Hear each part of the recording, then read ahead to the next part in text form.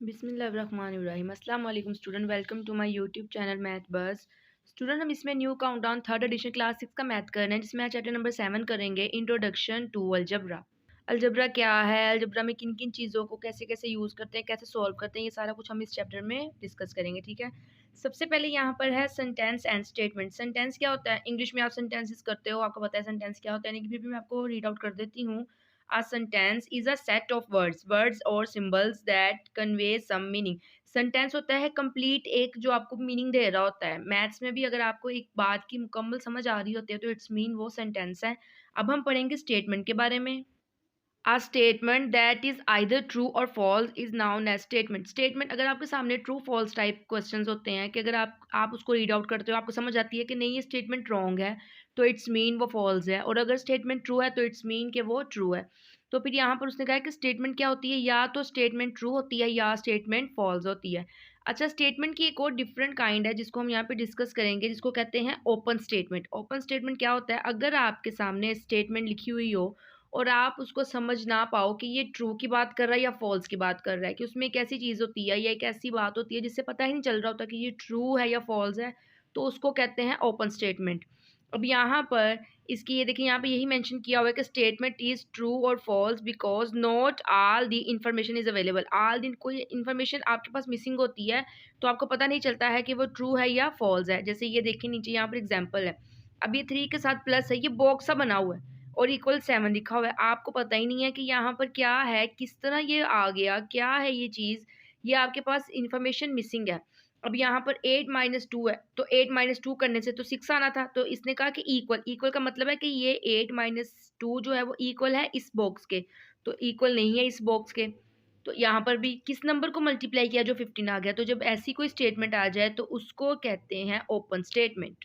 इसके बाद variables. Variables बहुत इंपॉर्टेंट है क्योंकि हमने अलजेब्रा में वेरिएबल्स को ही लेकर यूज़ करना होता है। वेरिएबल्स सिंपल वर्ड्स में होते हैं जो हमारे अल्फ़ाबेट्स होते हैं, लेकिन हम इसमें क्या नाम है, मैथ्स में मोस्टली अलजेब्रा में हम ज़्यादा जो हमारे वेरिएबल्स यूज़ हो रहे होते हैं ना, एक्स, वाई, ज़ी, और बहुत बहुत किसी कम कम क्वेश्चन में ए, बी या फिर सी, डी होते हैं। ठीक है, लेकिन मोस्ट सिंपल वर्ड्स में आपने यही याद रखना है कि वेरिएबल्स जो हैं वो एक अल्फ़ाबेट्स होते हैं, और दूसरी बात ये ऐसे अल्फ़ाबेट्स जो हमारे लिए अननाउन होते हैं। A variable is a symbol that represent a quantity that the value of which is not known. Note down का मतलब है कि आपको उसकी वैल्यू पता ही नहीं होती है जब तक आप उसको लास्ट तक सॉल्व ना कर दो। ठीक है, अब यहाँ पर आपके सामने ये एक स्टेटमेंट है, ये एक एक्सप्रेशन है, इसको एक्सप्रेशन बोलेंगे। ठीक है, अब इस एक्सप्रेशन में आपको पता है कि ये जो एक्स है ये आपका वेरिएबल है। अब इस एक्सप्रेशन में ये जो वाई है ये आपका वेरिएबल है। अब ये जो है, अच्छा इसको स्टेटमेंट भी बोला जा सकता है। ठीक है, मैं एक्सप्रेशन भी बोल रही हूँ, स्टेटमेंट भी बोल रही हूँ। तो ये यहाँ पर ये आपके सामने एक स्टेटमेंट है, तो इसमें ये जो जी है ये आपका वेरिएबल है। ठीक है, इसके बाद कांस्टेंट। अच्छा, कांस्टेंट और कोफिशिएंट दो चीज़ें हैं, कांस्टेंट और कोफिशिएंट को अच्छे से समझना है। कांस्टेंट क्या होता है, a term that has fixed value. Fixed का मतलब कि जो भी कांस्टेंट होता है वो फिक्स होता है, वो खुद ब खुद चेंज नहीं हो जाता। अब कांस्टेंट क्या होता है, काउंटिंग। जैसे वेरिएबल्स होते हैं अल्फ़ाबेट्स, इसी तरह कांस्टेंट होते हैं काउंटिंग। अगर अब हम आपसे कहा जाए कि ये 2 आपका कांस्टेंट है, तो 2 एक फिक्स वैल्यू है। आप ये नहीं कह सकते कि ये 2 है चलो इसको 3 कर दो। लेकिन हाँ, अगर हम वेरिएबल्स यूज़ कर रहे हों तो x का आंसर कभी 2 आएगा, कभी 4 आएगा, कभी 6 आएगा, क्योंकि वो फिक्स नहीं होता। लेकिन अगर 2 है तो 2 ही रहेगा, 5 है तो 5 रहेगा, 6 है, 8 है, 10 है, जो मर्ज़ी आप नंबर लिख लें। जो भी नंबर्स होते हैं ना काउंटिंग, वो फिक्स होते हैं, वो अनचेंजेबल होते हैं। ठीक है, अब यहाँ पर इसके बाद आ जाता है अलजेब्रिक एक्सप्रेशन। ये मैं इसको एक्सप्रेशन बोल रही थी ना कि ये एक्सप्रेशंस है, तो यहाँ पर अलजेब्रिक एक्सप्रेशन का क्या मतलब है, एनी न्यूमेरल्स। न्यूमेरल्स मतलब कोई भी number, variable, variable mean alphabets, और combination of numerals and variable. अगर आपके सामने सेपरेट नंबर्स वेरिएबल लिखे हुए हैं या फिर इन दोनों का कॉम्बिनेशन लिखा हुआ है, connected by one or more science of fundamental. Fundamental symbols के साथ। फंडामेंटल सिंबल्स कौन से होते हैं, ये वाले, प्लस लगा है, माइनस लगा है, मल्टीप्लाई है, डिवाइड है, प्लस 2 बार आ गया, माइनस 2 बार आ गया, मल्टीप्लाई 2 बार, जितनी बार मर्जी आ सकता है, ये कोई ज़रूरी नहीं है कि एक बार ही आए। ठीक है, तो इस तरह जब आपके सामने वेरिएबल्स और नंबर्स लिखे हुए होते हैं इन सिंबल्स के साथ, तो वो प्रॉपर आपके पास एक अलजेब्रिक एक्सप्रेशन बन जाता है। इसके बाद टर्म टर्म क्या है? जब आपके सामने यहाँ पर लिखी हुई स्टेटमेंट को नहीं, मैं वैसे समझा देती हूँ। जब आपके सामने बेटा अलजेब्रिक एक्सप्रेशन होता है तो आप उसको सेपरेट कर लेते हैं। जैसे ये देखें, ये यहाँ पे लिखा हुआ है 2a माइनस 3b2। ये एक आपके सामने, ये क्योंकि कॉमा लगा हुआ है ना, तो इसका मतलब ये एक वैल्यू है। ये एक पूरी जो वैल्यू है ये आपके सामने एक अलजेब्रिक एक्सप्रेशन है। ये अलजेब्रिक एक्सप्रेशन है और यहाँ पर ये एक पूरी वैल्यू है, ये आपके सामने अलजेब्रिक एक्सप्रेशन है। लेकिन टर्म्स क्या होती हैं? जब हम इन एक्सप्रेशंस को तोड़ देते हैं, तोड़ने का मतलब है ये a प्लस बी है, तो आपने इसको कैसे तोड़ा? a को अलग कर दिया, b को अलग कर दिया। यहाँ पर इसको कैसे तोड़ा? 2a को अलग कर दिया और 3b की 2 को अलग कर दिया। अच्छा, यहाँ पर एक बात याद रखनी है कि अगर तो प्लस का सिंबल है तो हम उसको ना भी लिखें तो मैथ्स में अंडरस्टूड होता है कि नहीं लिखा हुआ तो ठीक है, यहाँ प्लस ही है। लेकिन अगर आपके पास माइनस का सिंबल हो तो आपने उसको बगैर किसी रीजन के, बगैर कटिंग के, बगैर सॉल्व किए हुए छोड़ना नहीं है, उसको साथ ही लिखते रहना है, ठीक है। अब यहाँ पर ये आप इसकी एग्जांपल देखिए, एक्सप्रेशंस में और टर्म्स में। एक्सप्रेशन में अच्छा एक्स एक है तो उसका एक्स ही रहेगा, लेकिन अब a प्लस बी है तो जब इसकी उसने टर्म्स बनानी है तो a कोमा बी, कोमा लगाने का मतलब हमने उसको सेपरेट कर देते हैं, ठीक है। अब यहाँ पर है 4x plus 2y minus 3z, ये आपके सामने अलजेब्रिक एक्सप्रेशन है। जब आपने इसको टर्म में चेंज करना है तो 4x लिखा, फिर कोमा लगा दिया, फिर 2y लिखा, कोमा लगा दिया। अच्छा, 3z के साथ माइनस है तो माइनस को किसी भी हाल में नहीं छोड़ा जाता, तो माइनस को साथ लिखना है, ठीक है। इसी तरह ये इसकी बाकी एग्जांपल्स हैं। इसके बाद कोफिशिएंट, कोफिशिएंट का भी ध्यान रखना है। कोफिशिएंट भी नंबर्स ही होते हैं, काउंटिंग ही होती है, लेकिन कांस्टेंट जो है वो सिंपल, मतलब 2 है तो 2 लिखा होगा, 3 है तो 3 लिखा होगा, माइनस भी लिखा जा सकता है, -2 -3 -5, सिंपल 5 1 10 कुछ भी लिखा जा सकता है, तो वो कांस्टेंट होते हैं। लेकिन जब वेरिएबल के साथ, आपके लिए यहाँ पे लिखा हुआ है दी सिंबल्स और numbers appearing before the variable, variable के पहले जो नंबर लिखा हुआ होता है ना उसको कहते हैं कोफिशिएंट। इसकी एक एग्जांपल यहाँ पर जो दी हुई है वो देखें, 2xy। अब ये देखें इसके साथ xy वेरिएबल्स भी यूज है, 2 भी लिखा हुआ है, तो वेरिएबल से पहले ये जो 2 है इसको कहते हैं कोफिशिएंट। अब मैं इसकी आपको एग्जांपल लिख देती हूँ, जैसे ये देखें 2xy प्लस 3। अब आपसे अगर पूछूं कि इसमें से कोफिशिएंट क्या है और कांस्टेंट क्या है, तो आपने देखना है कि वेरिएबल से पहले ये नंबर आ रहा है तो ये आपके पास यहाँ पर कोफिशिएंट है, ठीक है। और अगर सिंपल नंबर है, इसके पहले कोई वेरिएबल नहीं आ रहा, तो ये आपने कहना है कि ये कांस्टेंट है, ठीक है। इन दोनों का ख्याल रखना है, इन दोनों को मिक्स नहीं करना। इसके बाद लाइक टर्म्स और अनलाइक टर्म्स। जैसे हम मैथ्स में हमें पता होता है लाइक का मतलब होता है एक जैसी रकमें और अनलाइक का मतलब जो डिफरेंट होती हैं, तो यहाँ पर वेरिएबल अलजेब्रा में भी इसका यही यूज़ है। लाइक टर्म्स का मतलब है अगर आप एक्स वाली वैल्यूज को यूज़ कर रहे हैं तो सारी एक्स वाली हो, वाई वाली को यूज़ कर रहे हैं सारी वाई वाली हो, जी को यूज़ कर रहे हैं सारी जी हो, ए को यूज़ कर, जैसे यहाँ पर ये देखें, यहाँ पर 2a के साथ भी a लिखा हुआ है, इसके साथ भी a लिखा हुआ है, इसके साथ, इसका मतलब है ये लाइक टर्म्स है। अब यहाँ पर और ये एक्स वाई है, ये भी एक्स वाई, आगे पीछे होने का कोई मतलब नहीं, ये भी एक्स वाई, ये भी एक्स वाई, ये भी एक्स वाई, तो ये सारी यहाँ पर लाइक टर्म्स है। जैसे ही आप देखें अब ये नीचे 2ab, यहाँ पर ए बी है और यहाँ पर बी सी है, तो अब बी, तो बी बी को नहीं देखना कि ये लाइक टर्म है, नहीं, ये पूरा आपने देखना है कि अगर यहाँ पर ए बी है तो यहाँ पर भी ए बी होना चाहिए था, तो अगर ये दोनों सेम नहीं है तो ये कौन सी टर्म है? अनलाइक टर्म है। अब यहाँ पर बेटा हमने इसकी एक्सरसाइज स्टार्ट करनी है 7a। क्वेश्चन नंबर 1 है, are the following statement true, false और ओपन। ट्रू है पढ़ के देखें, फॉल्स है या फिर ओपन है। सबसे पहला क्वेश्चन है, 0 is a whole number. Whole number कहाँ से स्टार्ट होते हैं? 0 से स्टार्ट होते हैं, तो आपसे पूछा है क्या 0 होल नंबर है? जब वो स्टार्ट ही 0 से हो रहा है तो यस ये होल नंबर है, तो इट्स मीन ये आपके पास यहाँ ट्रू है। इसके बाद यहाँ पर आपके पास आप 2 नंबर है और यहाँ पर भी, इस आपने क्या करना है, इसको प्लस करके देखना है और इसको माइनस करके, क्या दोनों का आंसर सेम आ रहा है? 5 में 9 प्लस के तो ये 14 हो गया, 18 में से 5 माइनस किया तो यहाँ 13 आ गया। एक तरफ 14 आ रहा है, एक तरफ 13 आ रहा है, तो दरमियान में इक्वल का मतलब है क्या दोनों का आंसर इक्वल है? दोनों का आंसर तो इक्वल ही नहीं आया, तो इट्स मीन ये फॉल्स है। अब यहाँ पर 2 is the only even prime number. क्या 2 ऐसा नंबर है जो इवन भी है प्राइम भी है? इवन का मतलब 2 अपने टेबल में आता है और प्राइम का मतलब 2 अपने टेबल के अलावा कहीं भी नहीं आता, तो yes 2 is a even prime number. अब यहाँ पर 17 is a natural number. Natural number क्या होता है बेटा? ये होती है सिंपल काउंटिंग, तो 17 नेचुरल नंबर है क्योंकि ये सिंपल काउंटिंग है। कभी ऐसे आपने देखा है कि काउंटिंग में 15 16 के बाद 18 आ जाए? नहीं, 17 आता है, तो इट्स मीन ये नेचुरल नंबर ही है, तो इसमें ये ट्रू है, ये स्टेटमेंट ट्रू है। अच्छा, अब यहाँ पर 7 को किससे मल्टीप्लाई किया, 21 है, हमें नहीं पता। यहाँ पर उसने कहा कि चलिए इसकी जगह आप यहाँ पर 4 पुट कर दें, इसकी जगह जो हमें नहीं पता था वो उसने दे दिया आपको, इसकी जगह यहाँ 4 लिख दें। तो 7 4 ज़ार क्या 28 आता है, 21 आता है, नहीं 28 आता है। तो इट्स मीन ये स्टेटमेंट फॉल्स है। ये ओपन तब होती जब हमारे पास ये नहीं होना था, ठीक है। अगर ये नहीं होता तो हम क्या कहते हैं, इसके बगैर तो हमने कहना था कि ये तो ओपन स्टेटमेंट, हमें पता ही नहीं कि ये ट्रू है या फॉल्स है।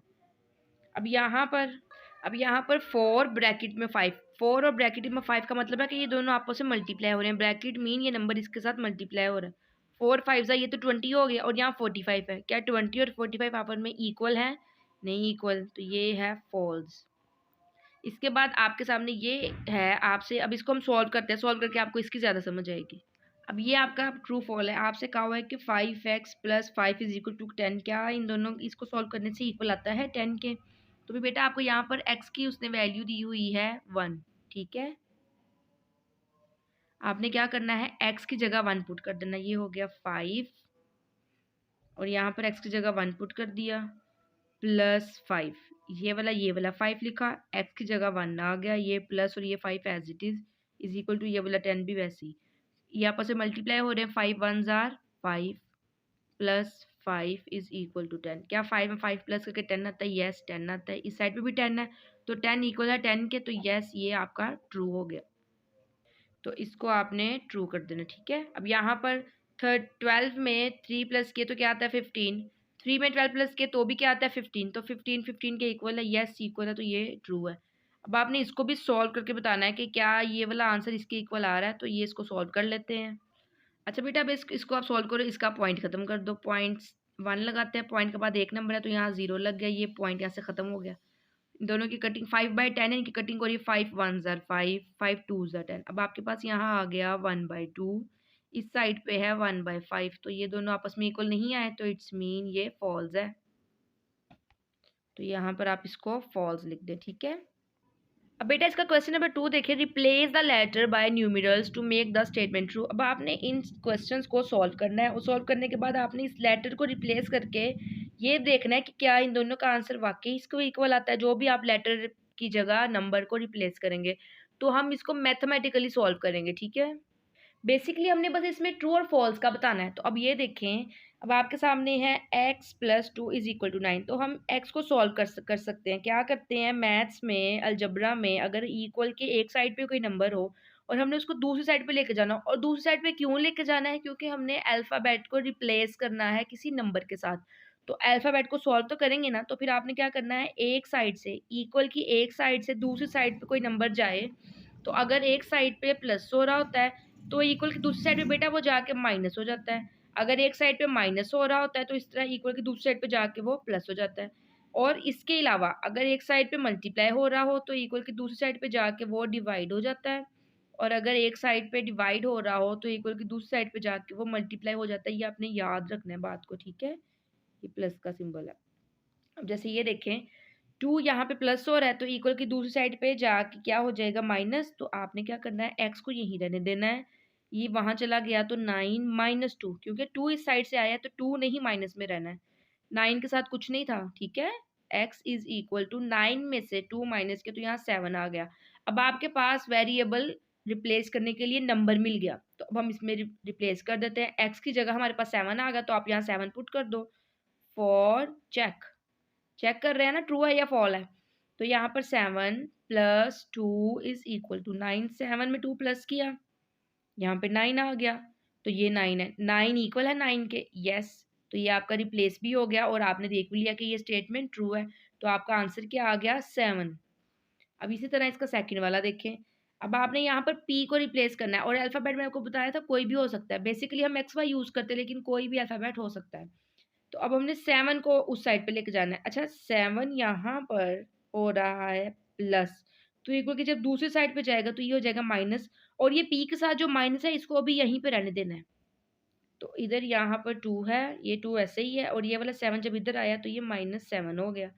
अब ये -p = 7 में से 2 माइनस किए तो 5, और इन दोनों में से जो बड़ा नंबर है 7 बड़ा है, 7 के साथ माइनस है तो माइनस को यहाँ पे साथ लिखना भी है, ठीक है। अच्छा बेटा, अगर इक्वल की दोनों तरफ सेम सिंबल हो, यहाँ भी माइनस यहाँ भी माइनस, तो वो आपस में कट जाता है। अब आपके पास p क्या आ गया, p इज इक्वल टू 5 आ गया।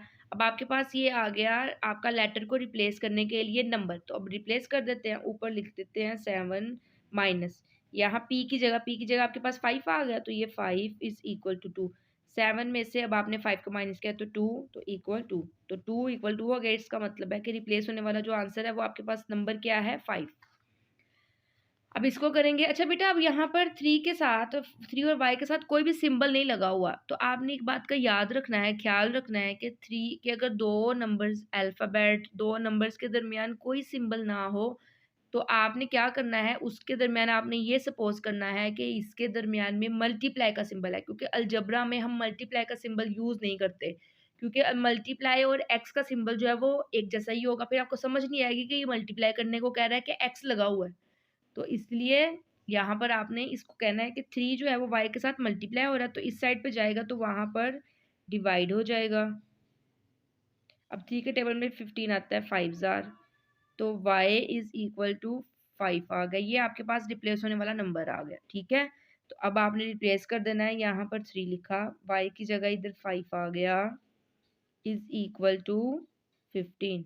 ये दोनों मल्टीप्लाई हो रहे हैं, हमने पिछले ट्रू फॉल्स में भी किया था कैसे मल्टीप्लाई हो रहे होते हैं। 5 3 ज़ार 15, और इस साइड पर भी 15 आ गया।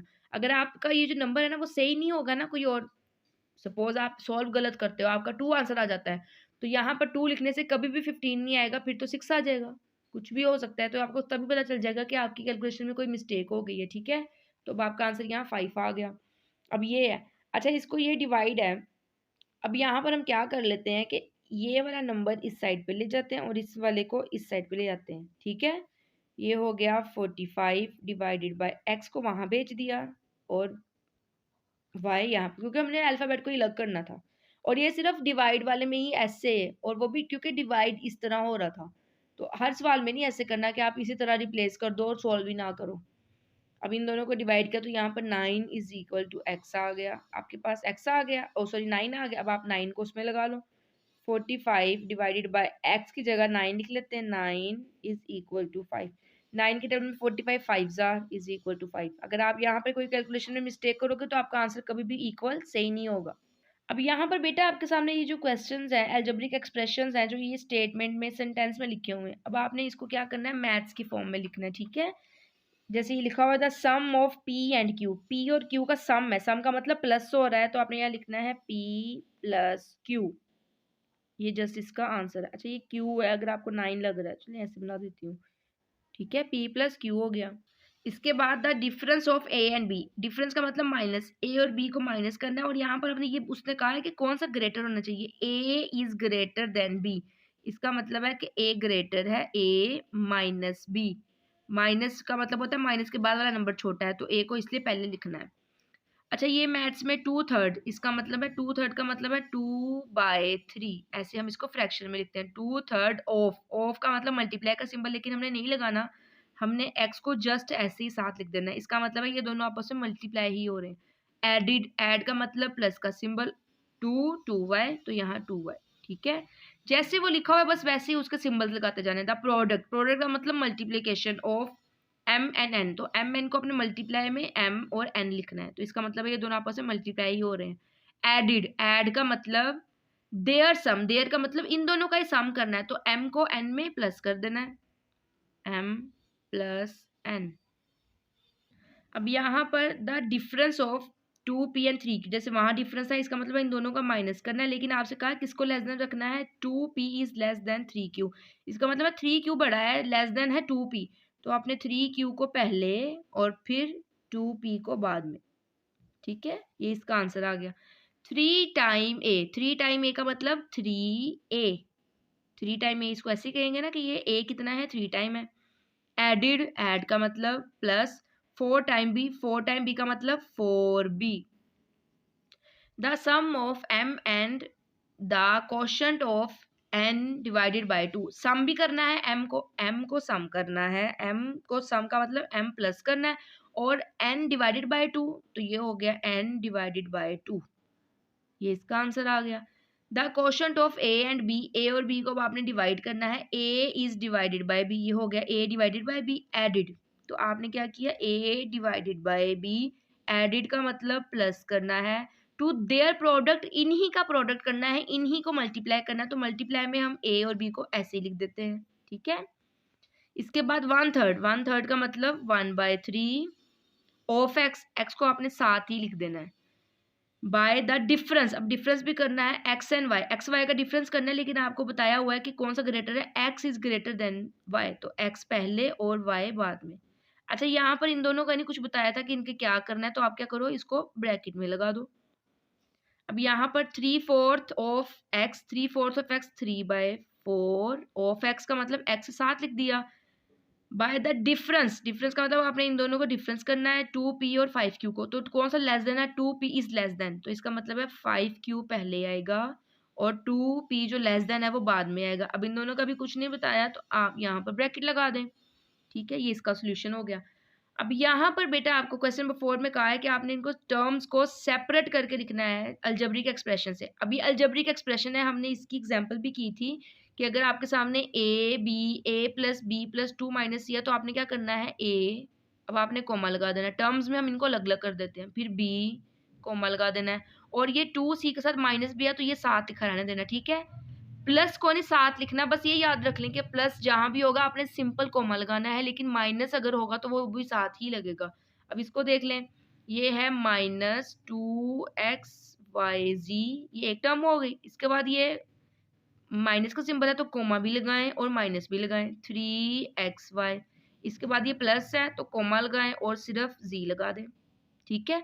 अब इसका देखो, इधर ही लिख देते हैं, ये है ए बी सी, प्लस है, प्लस की जगह सिंपल कोमा आ जाएगा, 2f g h कोमा, और यहाँ पे माइनस है तो माइनस भी साथ, af2 फिर कोमा, -bg2 फिर कोमा और -ch2, आपने जस्ट कॉमास पुट करते जाना है।